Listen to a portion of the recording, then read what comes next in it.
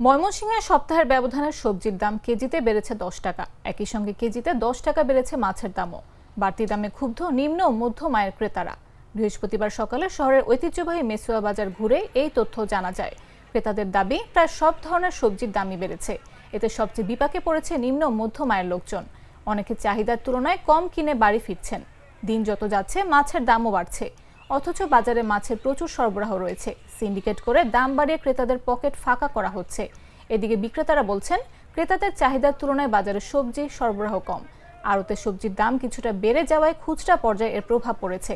এছাড়াও পাইকারিভাবে মাছের দাম বেড়েছে, ফলে খুচরা বিক্রেতারা যৎ সামান্য লাভ করে মাছ বিক্রি করছে। দাম বাড়ার পেছনে খুচরা বিক্রেতাদের কারসাজি নেই।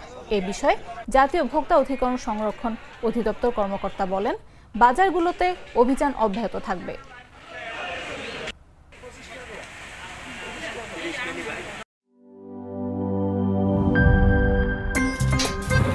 আমার একটা স্মার্ট সিদ্ধান্তে 25% গ্যাসের খরচ কমেছে। ভাবছেন কিভাবে? সাধারণ গ্যাস স্টোভ বদলে আমি এনেছি আরএফএল গ্যাস স্টোভ। এর সাইন্টিফিক নজল ও ব্রাস বার্নার ক্যাপ সমানভাবে তাপ ছড়িয়ে রান্না করে দ্রুত। তাই গ্যাসও বাঁচায় 25%, টাকাও বাঁচে 25%। আরএফএল গ্যাস স্টোভ নিরাপদ ও গ্যাস সাশ্রয়ী।